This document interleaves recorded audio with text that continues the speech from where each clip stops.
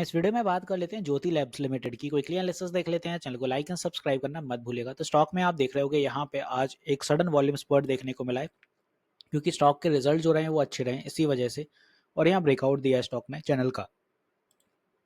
यहाँ पे आप देखें तो India Jyoti lab head 6 month high on Q1 profit rises, और जो प्रॉफिट रहे हैं वो आपको दिखा देता हूँ। यहाँ पे एक बार रिजल्ट डिस्कस कर लेते हैं। सेल्स इस बार 742 CR की रही है, लास्ट टाइम ये 687 CR की थी सेम क्वार्टर में।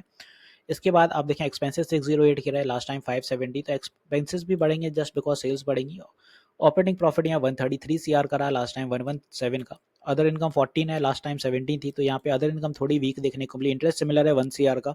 डेप्रीसिएशन में 1 CR से इजाफा हुआ, इस बार 13 था, लास्ट टाइम 12 था। और इसके बाद प्रॉफिट बिफोर टैक्स 132 CR निकल के आता है, last time 121, and net profit 102 CR का, लास्ट टाइम 96। EPS बढ़ के हो गया 2.77 रुपीज़ का। इन्वेस्टर्स में अगर आप बात करते हैं तो एफआई ने स्टेक इस बार थोड़े कम करते हुए देखने को मिले, 15.10 के हो गए। डीआई के स्टेक आप देखें तो बढ़ गए वहीं 14.35। गवर्नमेंट के एज ऑफ स्टेक उतने के उतने ही, और प्रमोटर्स आप देखें तो इंटैक्ट हैं। सबसे अच्छी बात यह है कि इंटैक्ट प्रमोटर मतलब वो अच्छी खुशी रहती है आने वाले समय के लिए कि प्रमोटर्स से होल्डिंग ज़्यादा अच्छी बेहतर बनती है। Nalanda India equity fund limited, ये एज ऑफ एफआई में स्टेक इन्होंने बढ़ाए हैं, यहाँ पे सॉरी यहाँ पे कम किए हैं इन्होंने।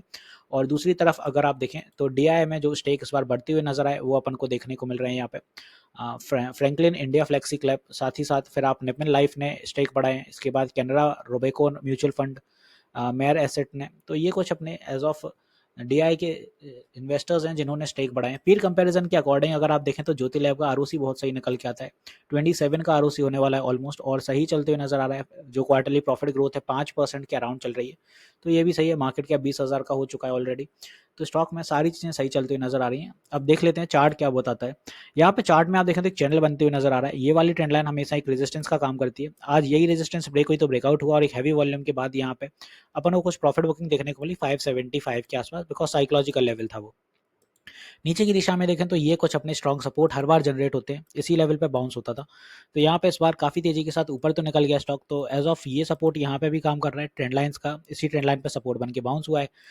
अब ऊपर के लिए स्टॉक में एक अच्छा मूव तो रहा है। हालांकि यहाँ पे आरएसआई के अकॉर्डिंग देखें तो ऑलरेडी ओवरबॉट टेरिटरी में एंट्री जा चुकी है स्टॉक की, और 1 RTF के अकॉर्डिंग यहाँ पे आप देखते हैं तो यहाँ से कुछ ट्रेंड रिवर्सल भी देखने को मिल रहा है। मतलब जो प्रॉफिट बुकिंग हुई है उसके अकॉर्डिंग यहाँ पे कल पुल बैक अगर बनता है तो इसी ट्रेंड लाइन के ऊपर स्टॉक में एक सपोर्ट क्रिएट हो सकता है। इसी जोन पे अपना सपोर्ट रहता है 540 पे, तो स्ट्रॉन्ग सपोर्ट माना जाएगा, और यहाँ पे अगर सस्टेन करता है तो फिर आने वाले दिनों में ये ब्रेकआउट के ऊपर ही चलेगा। अब बाय एनी मीन्स के यहाँ वीकनेस ज़्यादा आती है और स्टॉक ये सस्टेन नहीं कर पाता है, तो फिर ये पुल बैक आएगा और फिर इस ट्रेंड लाइन पे सपोर्ट बनेगा वापस से 527 के आसपास। तो इंपॉर्टेंट है ये ट्रेंड लाइन ब्रेक ना हो। अगर ये ट्रेंड लाइन ब्रेक होती है 540 के लेवल की, तो फिर स्टॉक वापस से ट्रेंड रिवर्सल में आएगा और फिर यहाँ कहीं पे सपोर्ट लेने के लिए देखने को मिलेगा। फर्दर ऊपर के लिए जो टारगेट रहेंगे अपने, अगर ये ब्रेकआउट सस्टेन कर रहा है तो टारगेट यही रहने वाले हैं 575 और 550 का साइकोलॉजिकल लेवल, जो कि यहाँ कहीं रहेगा।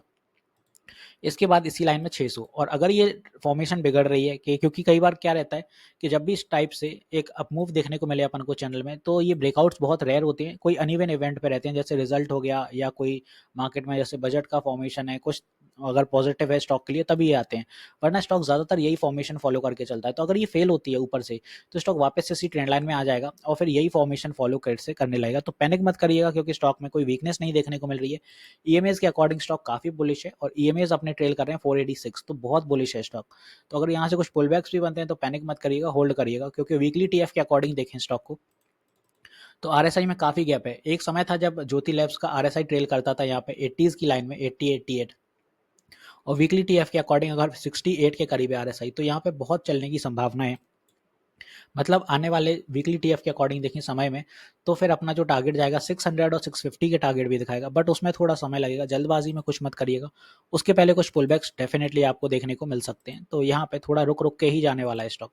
तो आई होप यहाँ पे ज्योति लैब मैंने अच्छे से क्लियर कर दिया क्या मूव रहेगा, कैसे क्या टारगेट रहेंगे। स्टॉक में जो स्ट्रॉन्ग सपोर्ट होगा ये ट्रेंड लाइन के पास ही रहेगा एज ऑफ 538 537, यही कुछ सपोर्ट रहने वाले हैं। तो यहाँ पे एक चीज़ और क्लियर कर दूं, मैं लाइव सेशंस भी लेता हूँ मार्केट आवर में, सुबह 10 बजे से 1 बजे तक, और शाम 9 बजे भी लाइव आता हूँ।